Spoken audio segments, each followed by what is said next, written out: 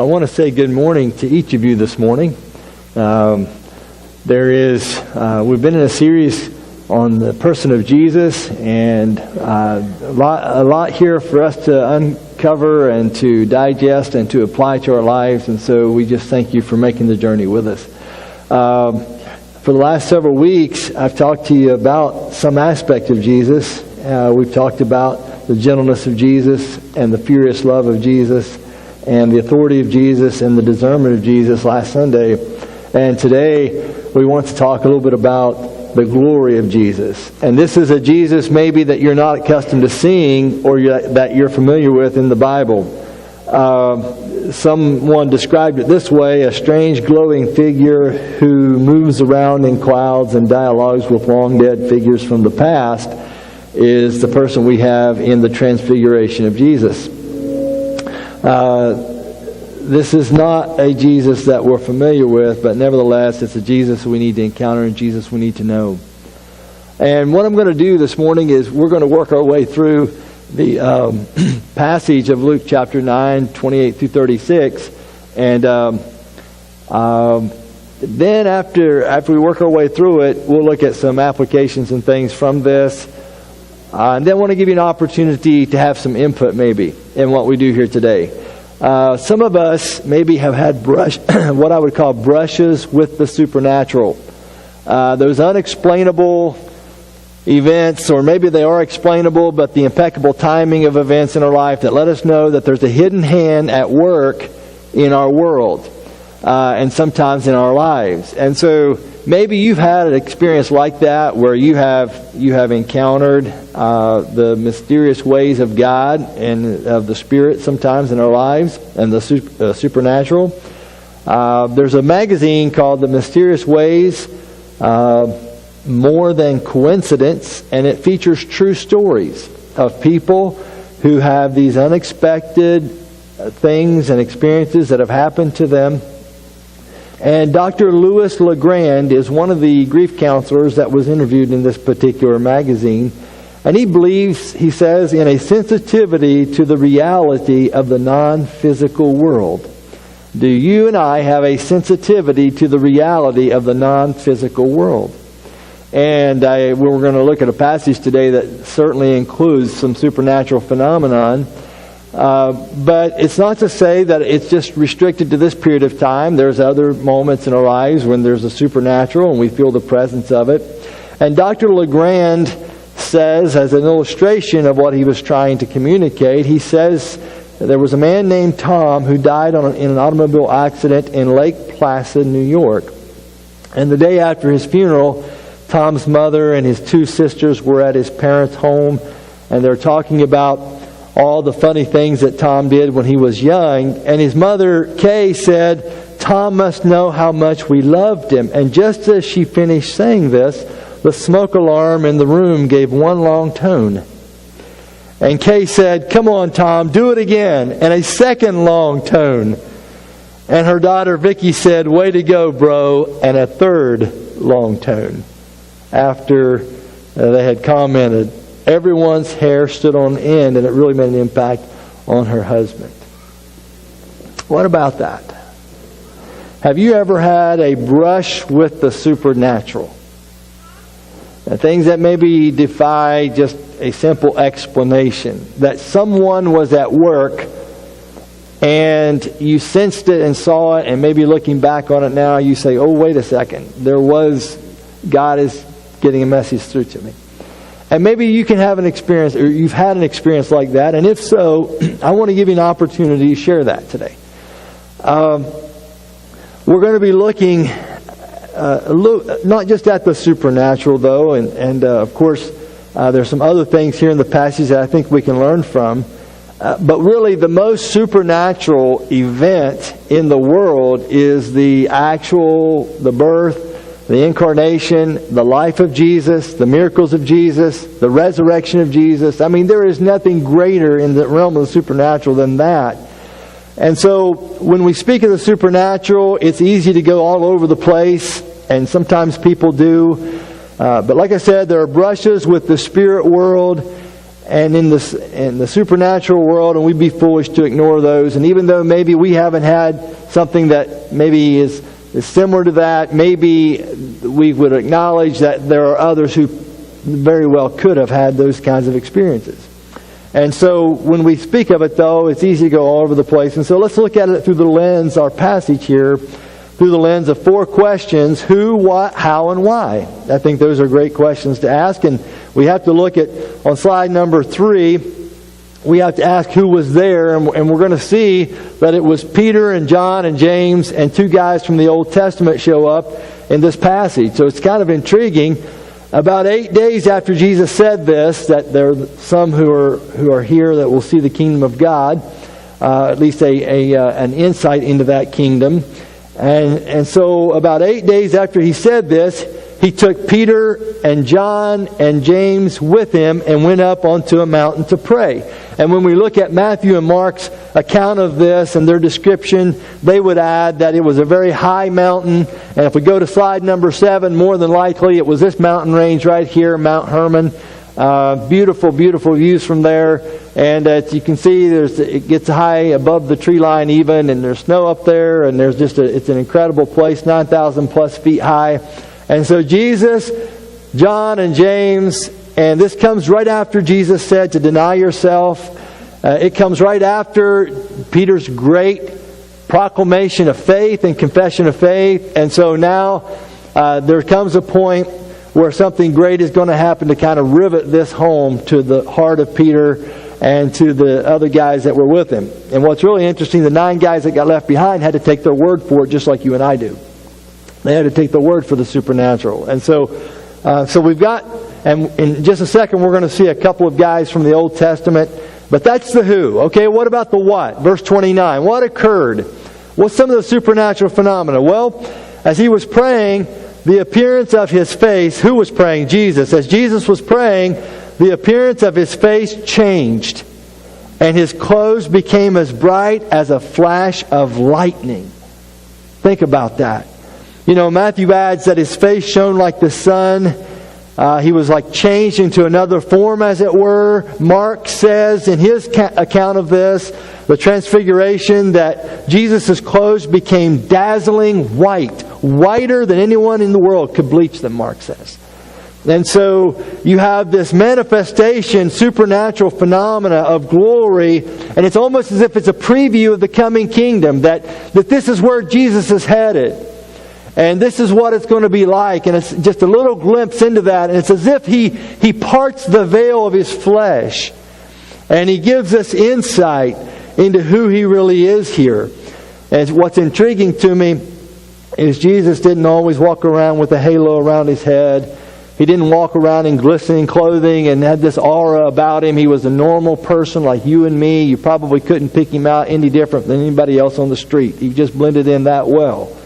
But what we have here on this occasion, and I think that He veils His glory. Otherwise, I don't know that He could experience humanity like He needed to experience. I don't know that people would believe in Him for the right reasons. And so He veils His glory. But here on top of Mount Hermon, 9,000 plus feet in the air, while He's praying, God shows up in a way that the disciples are going to end up being impacted by this, and it's going to change their lives. But look what else happens. Not just the presence of supernatural phenomena. Verse 30, you've got 2 men, Moses and Elijah, who appeared in glorious splendor talking with Jesus. And Jesus evidently addressed them by name, and that's how they knew who they were. Moses and Elijah, these are long dead Old Testament characters of the past who show up in this theophany, this revelation of God, this powerful Shekinah glory of God that kind of settles in on this mountain. And Moses is the lawgiver, we know, and he founded the nation of Israel. And Elijah is the guy, the prophet. He represents the prophetic presence of prophets in the nation of Israel. He represents an eschatology of that which is going to happen, and God is going to fulfill all the promises to Israel. And so you've got Elijah and Moses, these powerful characters from the past, and they're there, and they're having a discussion with Jesus. And what were they talking about? They spoke about His departure. The word is exodus or exodus. They spoke about His exodus, which He was about to bring to fulfillment at Jerusalem. They were discussing His upcoming death that Christ would have to go through. And it's almost as if there's going to be a shift. It's as if He says to Moses, Moses, your words were powerful. They're good, but I'm going to fulfill them for all humanity now. And Elijah, thank you for the prophecies and thank you for representing God's voice to us. But I want you to know, I'm not dissing what you guys have accomplished, but I'm going to fulfill in a complete way all that you talked about, all that you represented. I'm going to lead a new exodus, a new departure out of a kind of Egypt. And so we've got this incredible discussion taking place on top of a mountain. We've got three guys, Peter, James, and John, who are witnessing this, or at least they've fallen asleep and they waken to hear at least part of the conversation, to see these guys. And so how did the disciples respond? Well, verse 32, Peter and his companions were very sleepy. They were weighed down with sleep, and they had a long climb, and the air's thinner, and so they're at the top of the mountain, and so they're dehydrated maybe, and so they fall asleep, and Jesus goes into prayer, and then they are startled awake, evidently near the end of this theophany, this revelation of Elijah and Moses, but when they became fully awake, the text says in verse 32, fully awake. And Dr. Luke makes sure we understand it that way. It's not just a hallucination or a dream or a vision of some sort. When they were fully awake, they knew exactly what was happening. They saw His glory and the two men standing with Him. And I take it that the disciples got in on the very important discussion that was going down. Verse 33, as the men, Moses and Elijah, were leaving Jesus, Peter said to Him, Master. We look at the other accounts. He calls Him Lord, Teacher. He's impacted by what he's seeing, and so he's grabbing for terms, and he grabs for these three: Master, Lord, Teacher. He probably said all of them. He's overwhelmed with what he's seeing and what he's experiencing. And he says, as Peter defaults to his classic response mechanism, if something happens and you don't know what to do, open your mouth and say the first thing that comes out. Okay? And that was his default mechanism. He says, Master or Lord or Teacher, it's good for us to be here. It's great. Let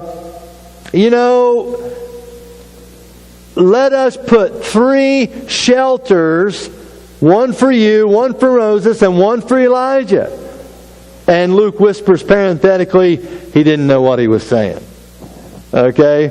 And so, what was he saying? In other words, he says, let's prolong this experience. We can't let go of this. This is too good just to be a brush with the supernatural. We want this to continue. And I got a great idea. Let's just set up these booths, because it's kind of a Feast of the Tabernacle idea. Let's set up these booths, and we'll have Jesus and Moses and Elijah. And furthermore, we'll just let the kingdom be introduced right here.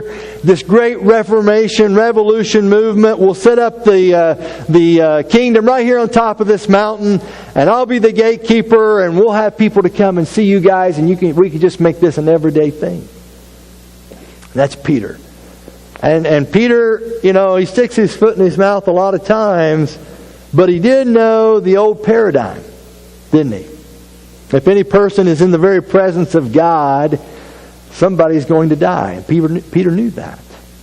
And so he says, we need to set up a shrine and do rituals or something. We need to protect ourselves from this awesome presence. And so Peter, he wants to get religious. And the best thing he could think of in this given situation, the level of fear, is let's build tabernacles. Right? And we tend to want to hold on to these moments. And so, as Peter is suggesting and making a huge mistake in equating Jesus as equal to Moses and Elijah, Peter's making a huge mistake, and as all the commentators write about this, and how he's assuming that they're all equal. And at that point, you have this cloud that appears, as if he's going to interrupt Peter. So wait a second, Peter. Verse 34. While Peter was speaking, a cloud appeared and covered them. The common symbol of the presence of God in the Bible. And they were afraid as they entered the cloud. So Peter is making the erroneous conclusion that Jesus is like everybody else. And I think that this summer when my daughter asked me what new thing I was learning about Jesus, I think it just, there's just been this intriguing questions I have about the person of Jesus. And I've always had those, and I think that's probably one of the reasons why I do what I do, is I'm just intrigued with His person.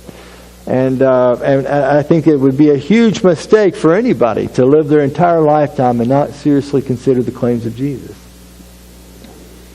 And Peter is here, and he's considered the claims of Jesus, and he's so caught up in this incredible brush with the supernatural that he's going to somehow equate Jesus as just being another great prophet, even though he feels he's Messiah. I don't know that he sees him exactly the way he should see him at this point. And so God interrupts and says, a voice came from the cloud, and it was so thick they couldn't see. And so Peter emphasizes the voice here. And he says, "This is my Son whom I have chosen, listen to him." And the other gospel writers write about how they go face down to the ground when they experience this incredible presence. Slide number 5. When the voice had spoken, they found that Jesus was alone. And the disciples kept this to themselves, that is, until after the resurrection. And they did not tell anyone at that time what they had seen. And the voice that was spoken, "This is my Son, listen to him." Who was it? What was it? How did it go down? Now the final question here is, why did it happen? Well, I think that we can look at it from 3 standpoints this morning. Why did it happen? Well, the Transfiguration is telling the disciples, Jesus is not just one more prophet, Peter. He's not just one more teacher. He's not just a sage in a row. He doesn't fit into a booth. He's not something that you just fit in the pantheon of great figures. He's utterly unique. He is the glory of God, and these supernatural phenomena are here to verify that. And so the Transfiguration is telling the disciples something about the identity of Jesus, and the Transfiguration is telling Jesus something. You know, as I was reading through this, I was surprised to find that John R.W. Stott finds in this experience a temptation of Jesus. G. Kimball Morgan writes about how Jesus had lived a sin-free life. And we have the baptism of Jesus. That was God's endorsement of his life from his birth up until roughly about age 30. And so the baptism of Jesus and the theophany of God speaking, the dove coming down, that was God's way of saying, I approve of his life every day of his life up to age 30. And now we have the Transfiguration of Jesus, which is over at the end, near the end of Jesus' ministry. And so now you've got God saying, this is Jesus, he's my Son, and I approve of everything in his ministry. He has lived a perfect life. Just like Elijah, he has every right just to walk on into heaven from right here. He doesn't have to stay and do this, right? He could have just translated just like Elijah did. And I was kind of surprised by the fact that John R.W. Stott sees that in that a temptation.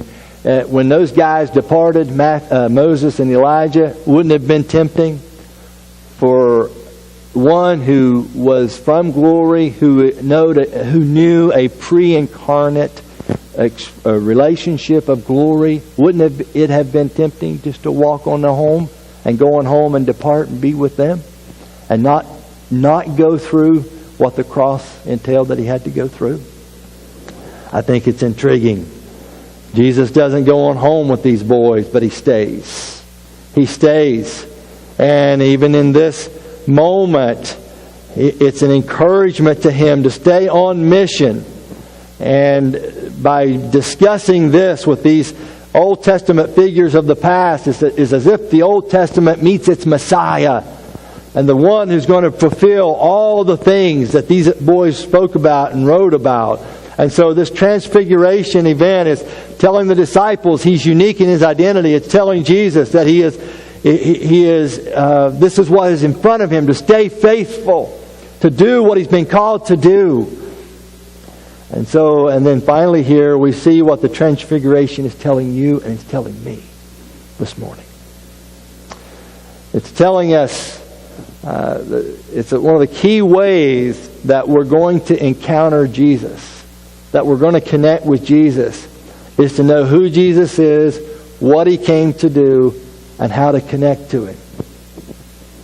And I just affirm to you here this morning, and maybe you've not thought about it a whole lot, but like I said, it would be tragic to live an entire lifetime and not seriously consider the claims of Jesus, and not seriously consider moments like this in the story, where we have even supernatural phenomena that accompanies this incredible moment when we know the veil of his flesh is parted and we're able to see clearly and in a powerful way who he really is. And so, and what all of the phenomena point to, all of the phenomena, the lightning, the cloud, the voice of God, the glory, all of that would have triggered memories in the minds of these individuals who knew the Old Testament, because it's basically a recapitulation of all the things that happened at Mount Sinai when the people were led out of Egypt by a great cloud that sheltered them by day,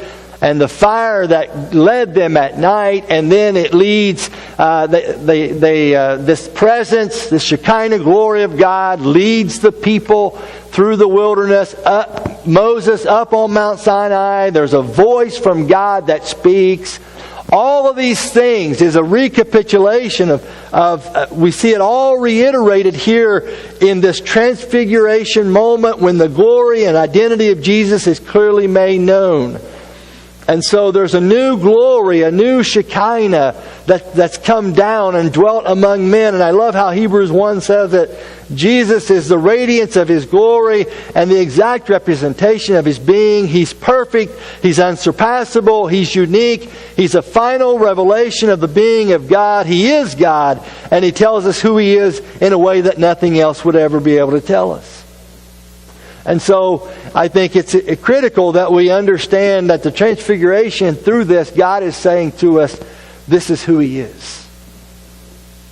And secondly, the transfiguration tells us about what he did. Not just who he was, but what he came to do. If you look at verse 34 on slide 4, while he was speaking, a cloud appeared and enveloped them, and they were afraid as they entered the cloud. You know why they were afraid? They understood the old paradigm, that when God's glory comes down, people die. It's lethal. In fact, they even told Moses, God even communicated, you tell your people, even if their cattle touch the mountain when the glory of God is on it, even the cattle will die. I mean, it's just lethal. And so here comes the glory cloud around them. And Peter and James and John, they know the Old Testament story. They know how it goes. And so they're afraid. This is crazy. Because people die, things happen when they encounter the presence of God. Except for on this occasion, no one dies. And that stands out to them. In every culture, it's kind of intriguing that people have sensed that there's a gap between man and God. There's a chasm between us and deity. There's a gap, a chasm, a barrier. And so every culture has produced these ways or mechanisms for being able to interact with deity. There's tabernacles or there's mediation apparatus of some sort. And there's rituals and there's priests and there's sacrifices and there's a transformation of consciousness or something that has to happen to bridge the gap. And there's this barrier that has to be bridged. And so here comes the glory cloud. And these three guys are afraid. What happens in the story? An amazing thing happens. Like I said, they don't die, they live. And the glory cloud comes around them and they live. And when Moses was up on Mount Sinai, he said, "Show me your glory, Lord." What did the Lord say? He says, "No one can see my glory and live."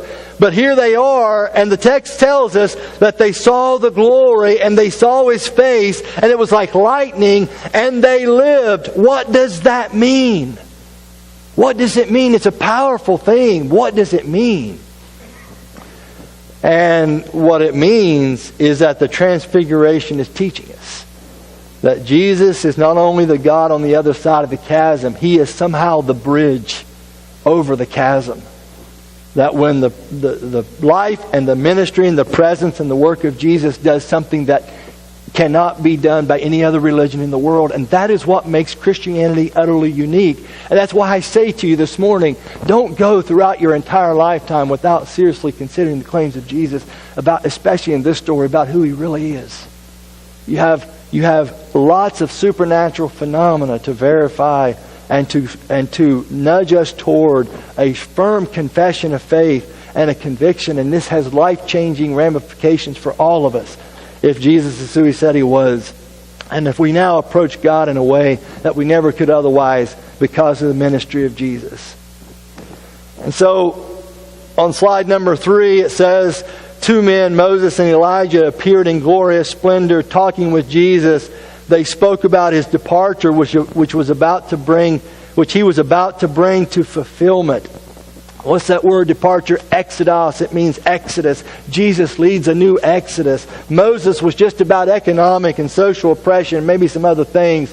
But Jesus takes it to another level. It's as if Luke and the other gospel writers are presenting Him as a new Moses that's leading a great exodus for humanity.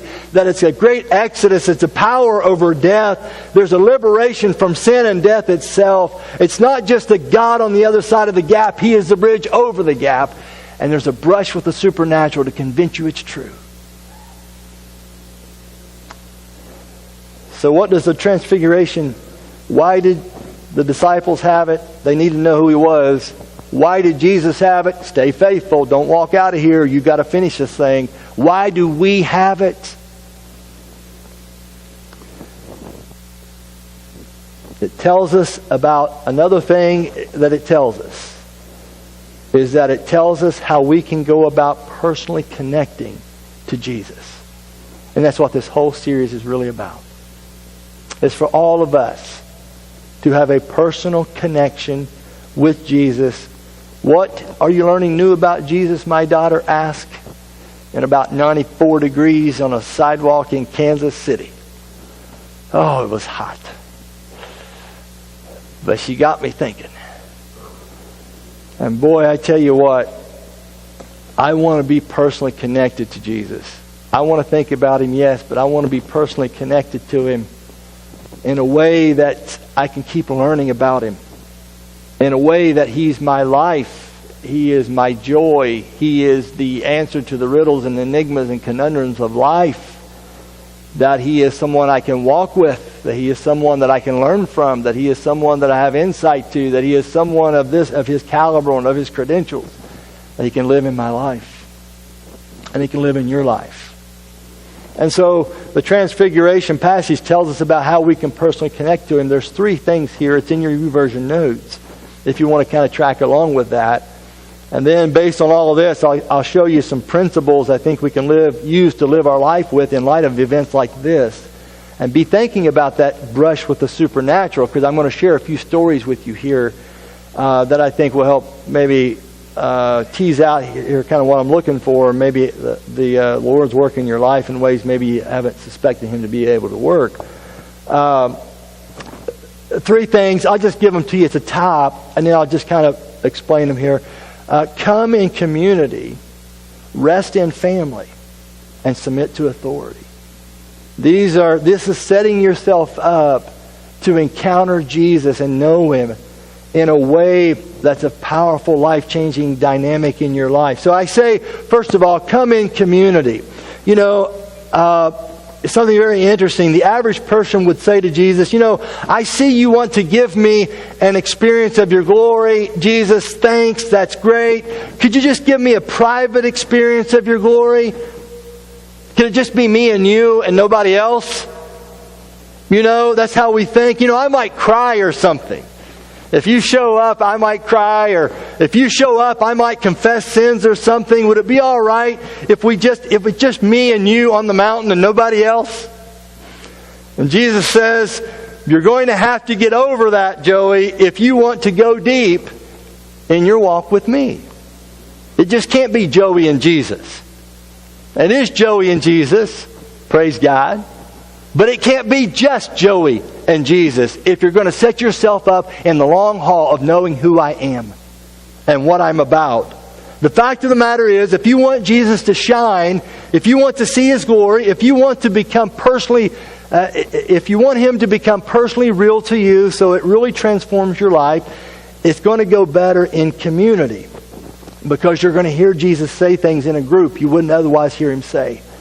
Jesus did not take Peter on the mountain. Jesus did not take James and John on the mountain. He took Peter, James, and John, and they talked about what happened, and they processed that forever. And Peter even writes about it very clearly in 2 Peter 1. We may read that. But every one of your friends who know Jesus Christ will actually see a part of Jesus that you don't see. And that's what this series is about. It's coming, maybe hearing from my take and how I see and understand these passages. But it's not just my take. There's other people here that will tease out an aspect of Jesus that you'll see that you wouldn't otherwise see. And so every one of your friends who know Jesus Christ will actually see a part of Jesus that you don't see. And they'll represent something that you don't see. And so when we lose someone or someone doesn't flow in the community, we lose an aspect of Jesus that only they can bring out. What comes to mind is C.S. Lewis. He said, I had a friend, his friend was Charles and Ronald. Charles ends up dying. And he says, I didn't have more of Ronald. It was just the two of us now. Our trio was down to two. And you would think I would have more of Ronald, right? Because Charles is gone now. He said it didn't work that way. Because there was a part of Ronald I saw when Charles was around. You see that?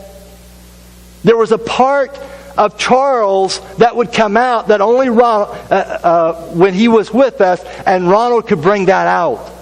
You see.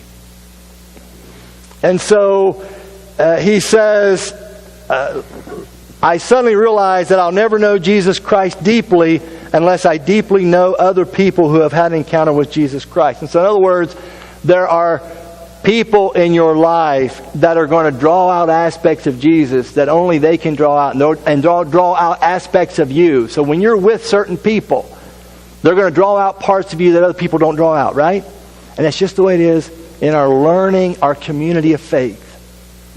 And so, in answering that question, what new thing are you learning about Jesus this summer? And maybe if you could put yourself in my spot, all right, maybe save the beard. We'll spare you the beard, okay? But put yourself in my spot and be Joey for a second, and let's assume that my daughter asked you that question. What are you learning new about Jesus? And like, I have no idea. I don't know. I didn't know that you could learn new things about Jesus. Or maybe I'm learning this, and this, and you're ready to go. But I think what that question did for me, it's driven me deeper into this thing I call personal relationship with Jesus. I want Him to be my everything. And sometimes He's not. But I want Him to be. And I want Him to be in the forefront of my thinking all the time. How would Jesus do it? That's a good question. What attitudes would Jesus have? What Jesus would do in this situation? What He would think? It's got me thinking that way. And I just want to stand before the new community, and as your messenger this morning, I just hold up before you all these portraits of Jesus, and now we're on the portrait we call the glory of Jesus. And I'm showing you in supernatural phenomena. It's couched a story, a part of the story that's couched in supernatural phenomena. A Peter who sticks his foot in his mouth, and people are trying to figure out this thing called the spiritual life, and sometimes we don't feel like we're very good at it. And I'll tell you a story at the end that certainly was true of Peter. And you come into this thing every week, it's like, I'm not sure, I don't know if I understand the spiritual life stuff very well. Well, what I'm saying to you this morning, the Transfiguration passage tells us about how we can personally connect to Him. And one of the first things it tells us, you got to come in community. It can't just be Joey and Jesus. It's got to be Joey and Jesus and Paul and John and Neil. It's got to be all of you. Because you bring out an aspect of Jesus only you can.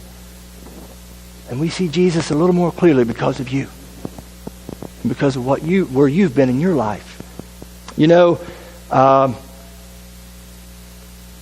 you need to hear those fire alarm stories sometimes. Okay? And we hear those when we come together as community. We need to hear what the Word is saying. We need to hear how much you matter. You know, Lance and his son Braden bonded over two things in their lives. A passion for the outdoors and the UK Wildcats basketball team.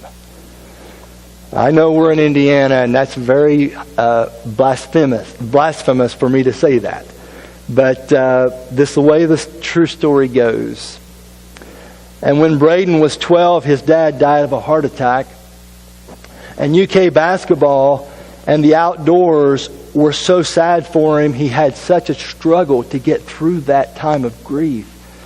And just before he was working through it, and just before the 6th anniversary of his dad's passing, Braden went on a trip, evidently with some others, to a 600-acre farm in remote Tennessee.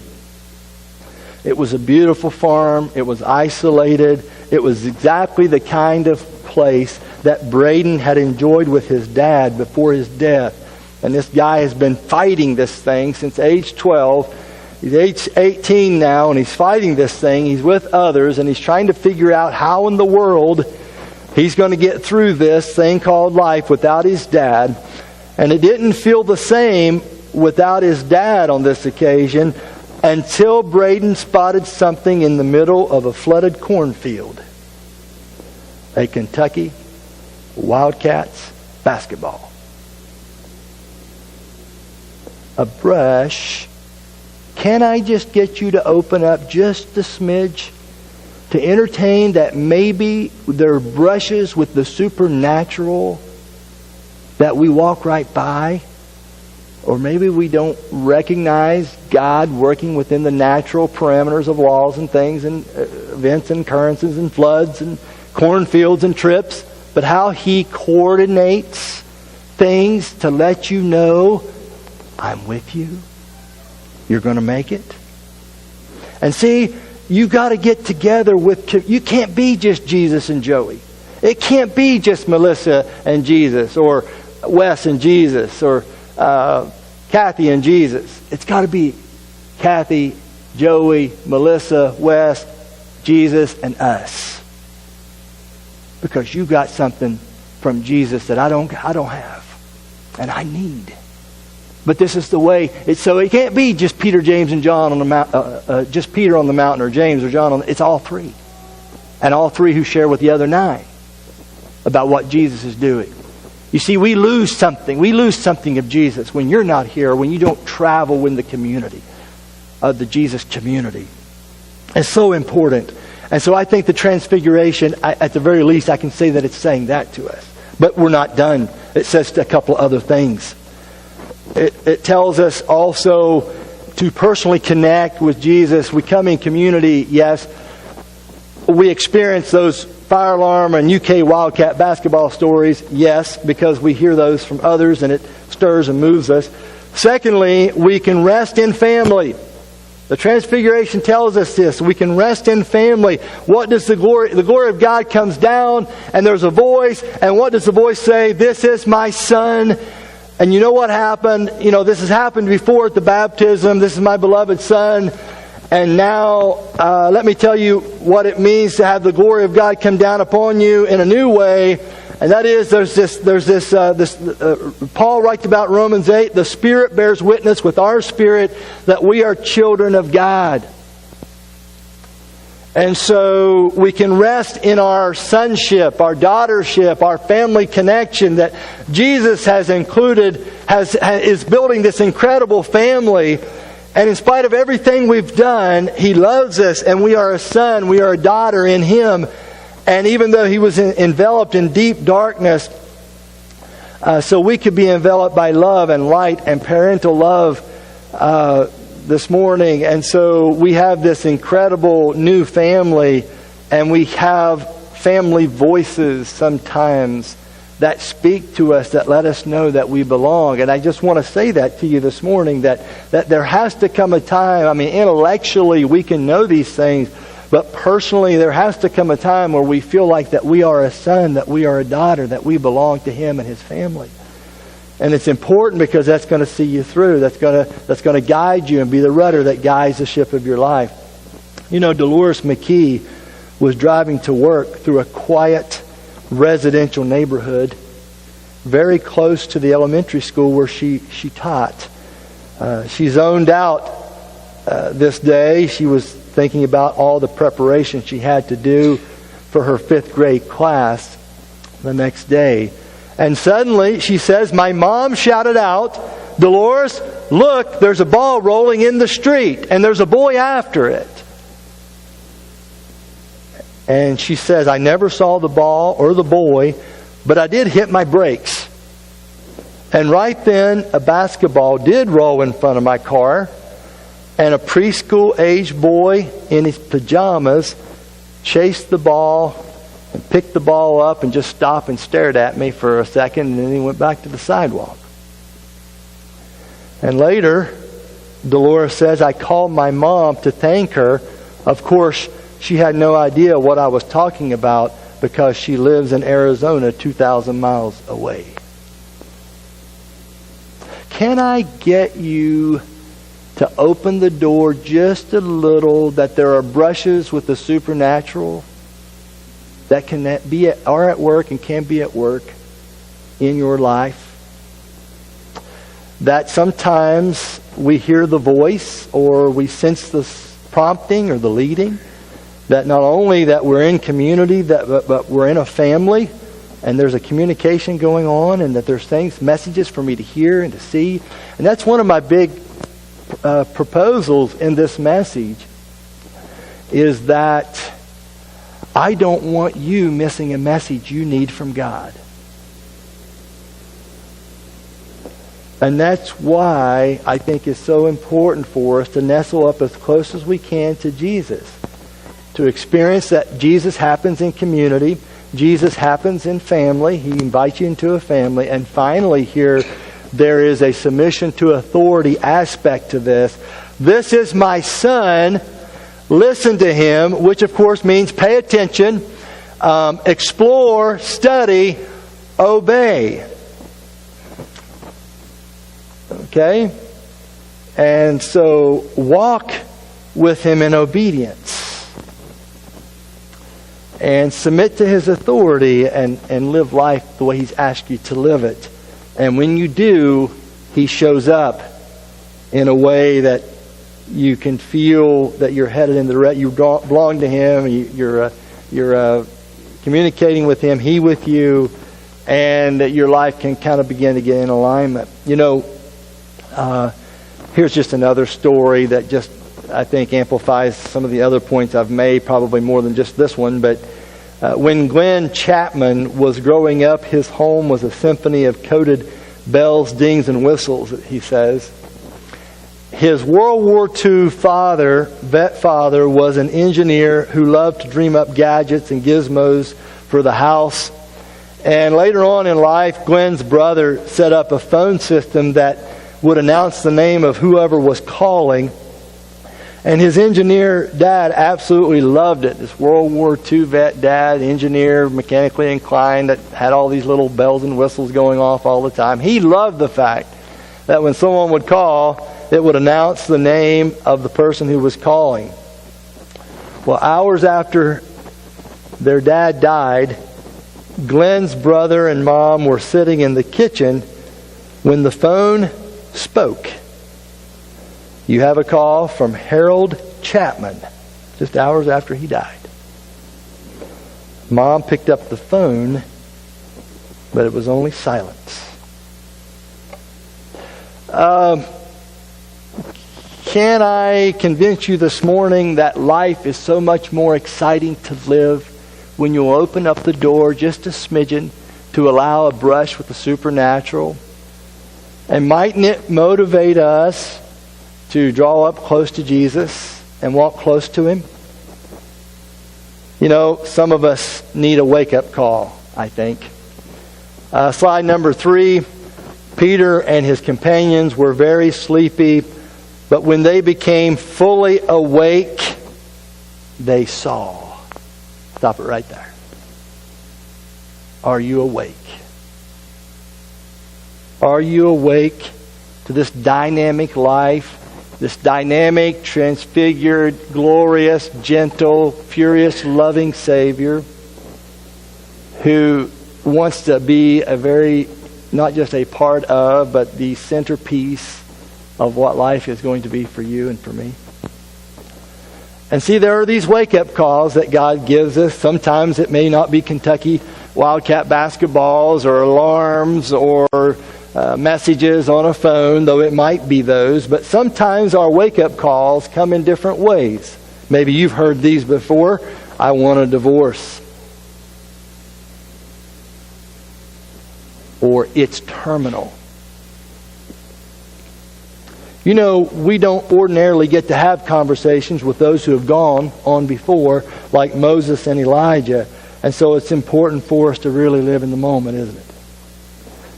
Or maybe a wake-up call like you're no longer employed here, or there's been an accident or an act of terrorism. In 1 second, you're planning all these things in life, and you're going to do all these things the next 10 years. And the next second, you're hoping you can just still walk, feed yourself here, and see and know who people are. Life can change just like that. Well, no matter the wake-up call, I found that God, He definitely shows up in the messes. And He, sometimes, there'll be a brush with the supernatural that lets us know we're not forgotten. How does this impact how we live? Well, if you'll pull up the YouVersion app, you're going to see some principles, and I'll share these with you, a final story, and then I'm going to give you an opportunity. Some of you may want to stand and say, you know what? Let me just tell you briefly, this is this and this and this, and that's my story. And maybe that's your story. And you'd like to share that. I'll give you an opportunity to do that here in the community of believers this morning. But after the transfiguration, we can live our life on some solid principles. This is in the YouVersion notes. I've got them listed for you. There's 6 of them. Number 1, I agree to go where Jesus says and do what He says using His power. That's principle number 1. What about you? Number 2, I will not try to harmonize what I do with the world around me. May not make sense to some people. Number 3, when Jesus asks me to do something I'm not capable of, I won't try to solve the problem in my own way, but by tapping into His resources, His community, I'll get close to Him and trust Him. What about 4? I will always recognize Jesus as the Lord of my life and my situation. Always, because He is. 5, I will willingly lay down my life to Jesus and let Him raise it up again in newness of life each day. 6, I acknowledge that all this obedience, pain, and misunderstanding and trial and transformation, it ends in something incredibly wonderful. Even for a guy or a gal like me that doesn't feel like he has much to offer in the world, or maybe feels like a spiritual failure. Well, I think about Peter, and I flash forward now many years. He's not any good at this Jesus stuff. Jesus asking him to, he saw the transfiguration, he saw the miracles, and then when the rubber meets the street, he denies Him 3 times. He's all discouraged. He goes back to the Sea of Galilee. I'm going to go fishing again because that's what I know. I can do that best. I'm just going to go fishing. Forget this spiritual stuff. I'm no good at it. You ever felt that way? Well, Jesus shows up. Says, Peter, what are you doing? Well, I'm fishing. Okay. I got something I need you to do for me. Well, I'm not any good at that spiritual stuff. I struck out pretty big here in Jerusalem. I don't think you got your right guy here. And Jesus says, Peter, I want you to do something for me. I need you to go tell my story to the world. You can sit here and fish on the Sea of Galilee if you want to. You're good at it. You'll bring in a lot of fish, probably make a lot of money. Right here in Capernaum, your little hometown, you can sit right here. You can know all your neighbors. Stay with what's familiar. Live life the way you've always lived it. Or you can follow me and let me take you places you'd never go. And if you'll tell my story, you'll change a lot of people's lives. Live my story. Well, we know that Peter ended up taking this challenge on. And years later, just before he's about ready to die, upside down, crucified in Rome in the Neronian persecution of 64 A.D.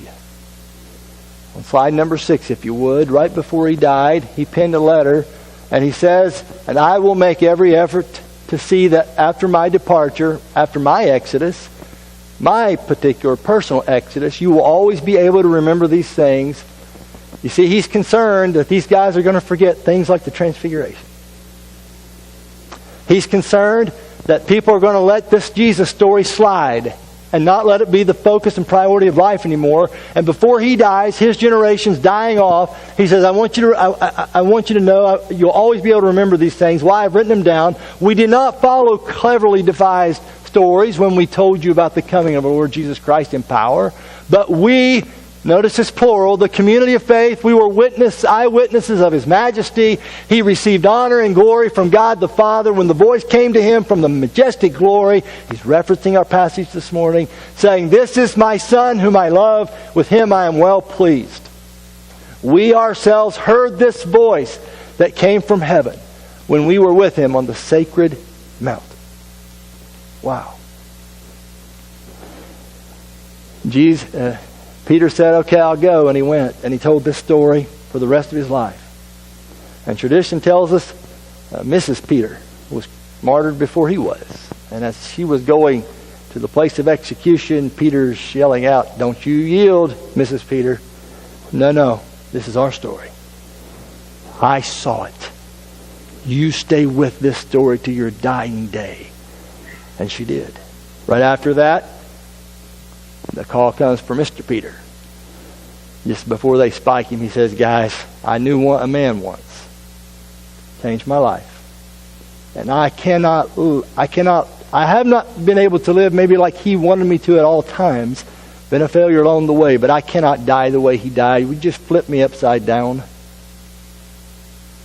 It's just my last way of saying, he deserves so much more than I gave. Flipped him upside down and nailed him to a cross, and he went home to glory. Friends, you may not feel like you're very good at this thing called spirituality, living the Jesus life. But you're probably better than you think you are. Why? Because you're in community. There's brushes with the supernatural to let you know you're on the right path along the way. And now it's just time to be submissive and obedient. You know what you need to do. I just encourage you to do it this morning. We serve a great Jesus, the story of the world and the story of your life. What about you this morning? We'll just take a moment and we want to wrap it up here just in a few minutes. Maybe someone here would like to respond to what I've shared with you this morning, and I think it's good to give you an opportunity to do that.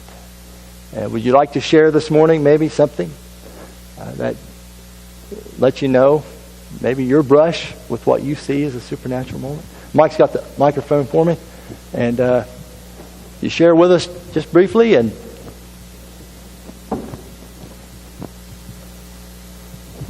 5 years ago, I met a man his name is Bill Trout, which he came here with me one day, and he spoke his vision on his food bank that he was trying to create in Milford.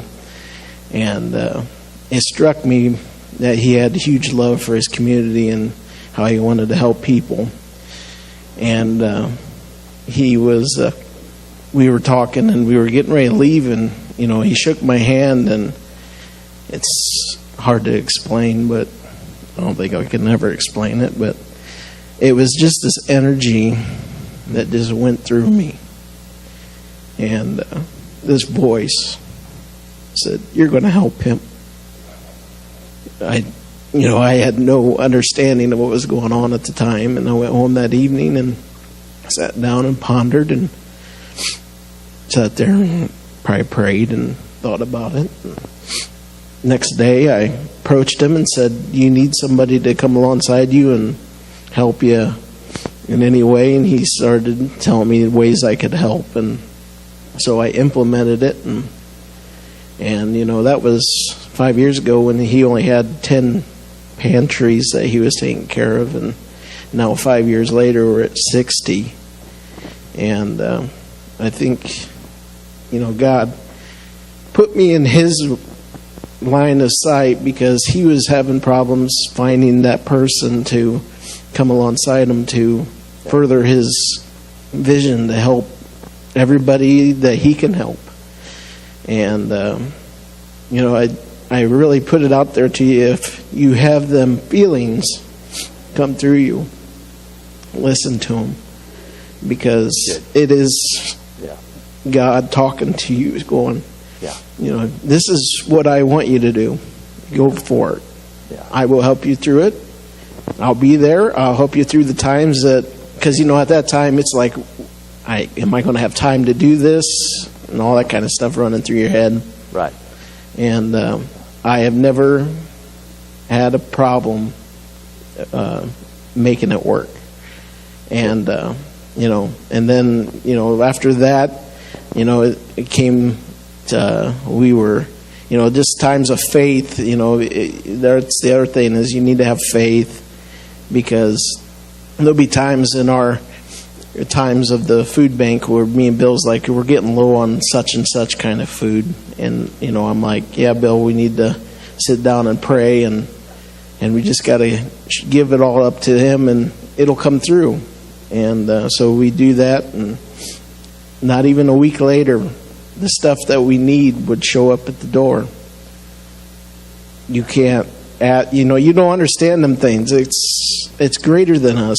So, and I just say, listen to your heart, listen to your dreams, because that's where it all comes from.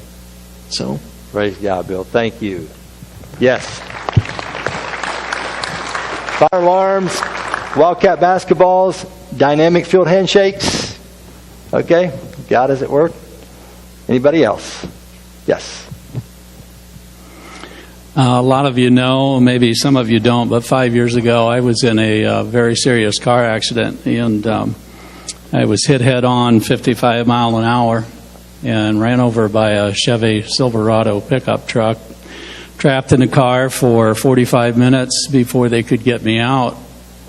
The first 3 days I was in intensive care down at Parkview, and I don't remember anything about those days. And it's kind of interesting in the last 5 years how I hear stories and what happened during those 3 days. Those of you who know Nancy know that she doesn't take those kind of things very easily. She was really worried. She didn't know what I was going to live. She didn't know if I was going to walk. She didn't know.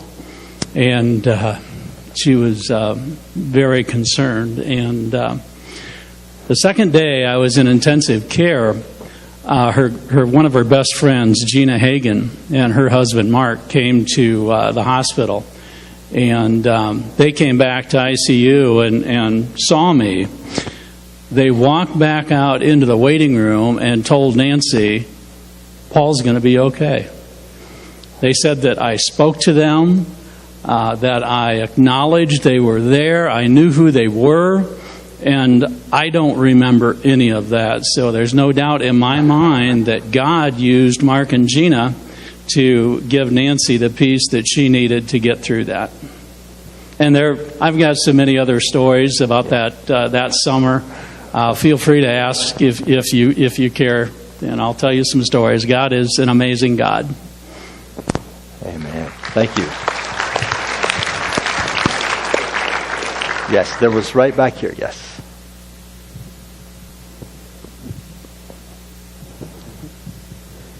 I became a Christian when I was 32 years old. I am now almost 70, and I was basically self-taught. My mother died when I was 8. My dad died when I was 16. And I don't remember much of what she said, but I do remember things that he told me about God. And I think that's what led me to study the Bible. And I have been fairly faithful, I'm not going to say completely faithful, at studying the Bible daily my whole life, since I was 32 at least. And I found out that God touches our lives in so many ways through other people, but He also touches our lives, or touches other people's lives through us. And we don't exactly have to be the most perfect example Right. to do that. He does it without our knowledge. I had a little girl walk up to me that worked with me and thanked me and gave me a hug one day and said she was getting baptized and she wanted me to help her pick out her dress. Her daddy said she could get a new dress. And I didn't even realize that I had been an influence on her, because basically the only thing I did was my daily Bible study. And I took my Bible with me to work. So you don't know who you can touch. You don't even have to say anything. You just have to be. Amen. Thank you.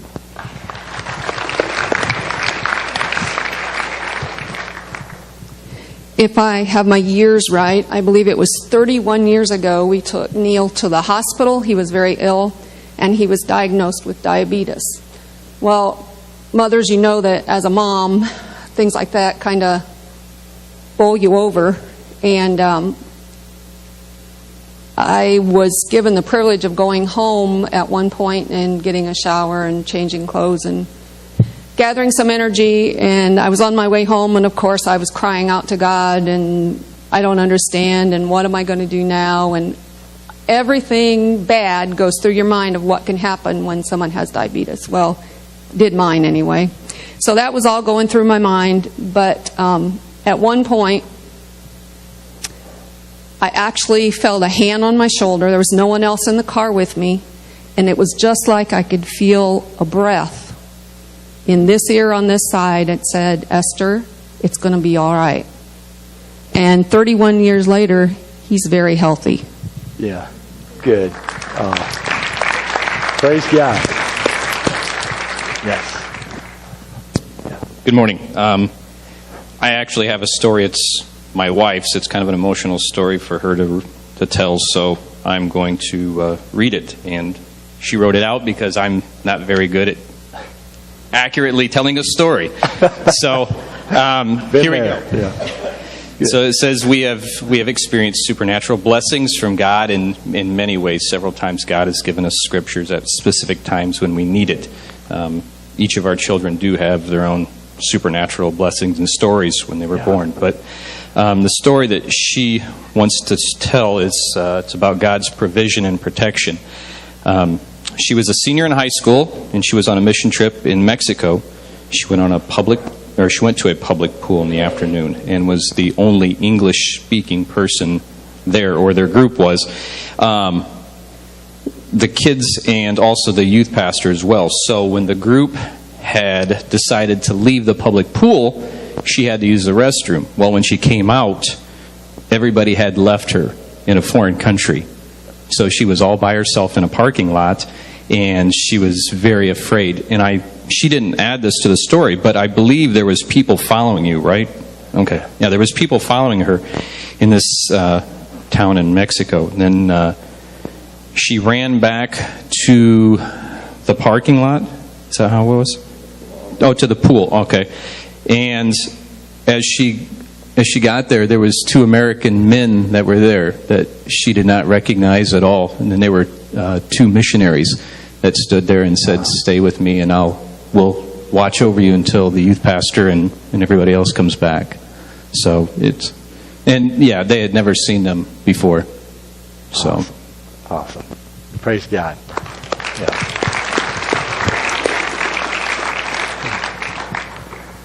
Well, you've done great this morning. Thank you for those stories, and they encourage my heart when I hear stories like that. And I could share with you some others as well that people have shared with me over the years. And but especially in times of grief, God seems like He's so present, and things happen in those times in particular. But in times of extreme danger, it's just incredible. And these are mountaintop experiences when God does this. To wrap it here this morning, they came off of the mountain, and this is what they faced. And I say this because when you walk out those doors in just a second, there's going to be things that you're going to walk into that's going to be tempting to pull Jesus away from you. You hang on to Jesus this morning. You hang on to who He is and what He's about. They faced a demonized boy that they couldn't cure. When they got off the mountain, the 9 disciples couldn't cure a demonized boy or exorcise a demonized boy. There was a prophecy of Jesus' death they didn't want to hear. They got into a fight over who's going to be the greatest among them. There was jealousy over other exorcists who weren't part of their group. There was anger in the heart of the apostles at the Samaritan social snub that they had toward Jesus.